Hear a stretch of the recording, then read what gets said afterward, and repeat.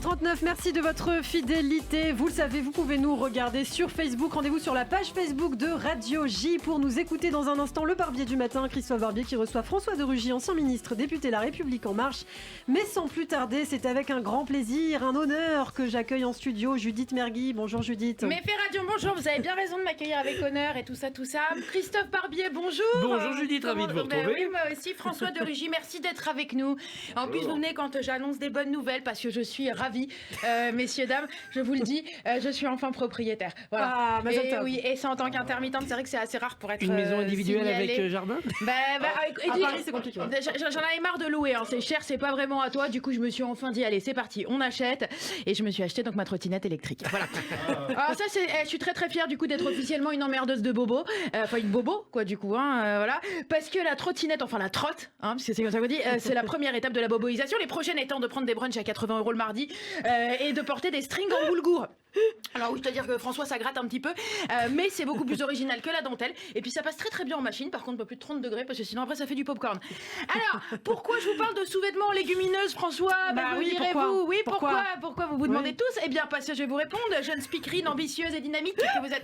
Parce que François le sait très bien pourquoi j'en parle, il est un petit peu responsable de ce phénomène qui envahit Paris, celui qui nous fascine et nous dégoûte en même temps, un peu comme les fast-food au tacos. J'ai nommé le bobo. Hein, François, vous avez été ministre de la transition écologique, donc oui, vous êtes un petit peu responsable de cette mutation.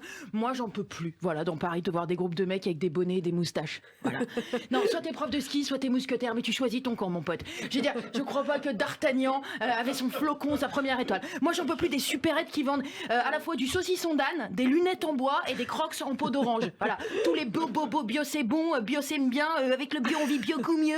Je peux plus. Voilà. Moi, je veux mon petit arabe du coin, je le dis, qui me vend à 15 € mon paquet de pépitos périmés. Je veux des colorants, je veux me doucher à l'huile de palme, François, je vous dis. Je veux du maïs génétiquement modifié, je veux même un mec avec un maïs génétiquement modifié. Je veux qu'on arrête de foutre des brocantes tous les 10 mètres, surtout si c'est pour essayer de me vendre ce que j'ai déjà jeté moi-même la semaine passée, quoi, voilà. Alors, du coup, Lana fait Radio, c'est vrai que vous aviez une petite relance, mais comme je vous ai pas donné de feuille. Forcément. Pas parce que François de Rugy, je vous dis, était ministre de la transition écologique, donc on n'imprime pas. C'est on ça. n'imprime pas. Voilà. Alors, non, j'étais en train de vous dire que moi-même, j'étais en train de devenir bobo, je suis énervée presque contre moi-même. C'est comme un alien qui grandit en moi, François, vous vous rendez compte? C'est-à-dire que la preuve, si j'ai un enfant, j'envisage sans problème de l'appeler Marceau ou Prune.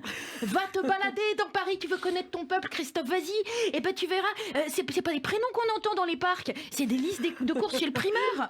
Et là, je pose cette question qui vous taraude, François de Rugy, je le sais bien. Où est la limite?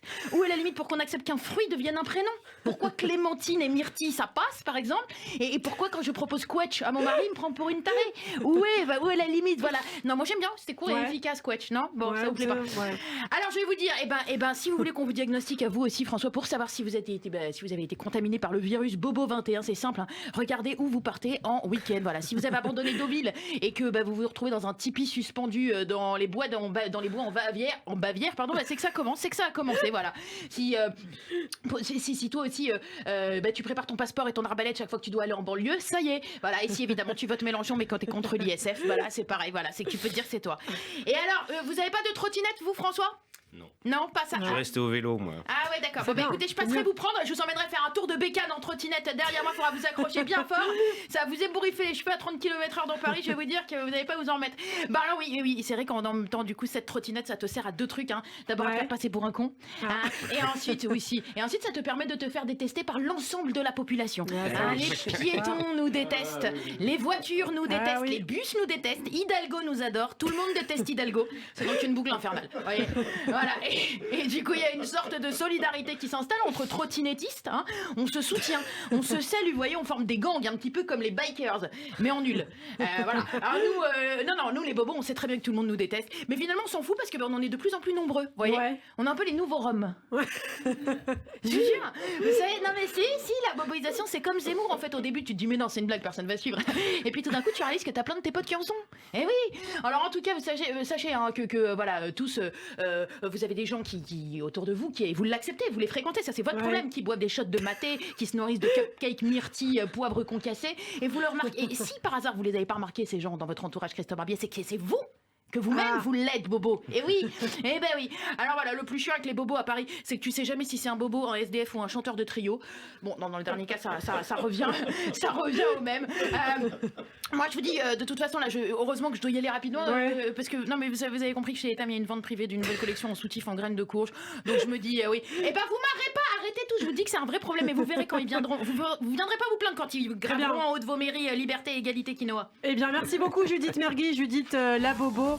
Qu'est-ce que vous en avez pensé, François de Rugy, de cette chronique de Judith? Vous avez été convaincu par ses Alors, propos? je n'ai pas été convaincu par la trottinette, toujours pas. Du coup. Et ma fille ne s'appelle pas Quetch, donc ça va. Bon, bah, ça va, tout va bien. J'ai dû être immunisé. Vous êtes immunisé. C'est Vive bien le vélo. ça, vous demandez aux invités, est-ce qu'ils se retournent, vous vous retournez, elle vous a convaincu? C'est The Voice, apparemment.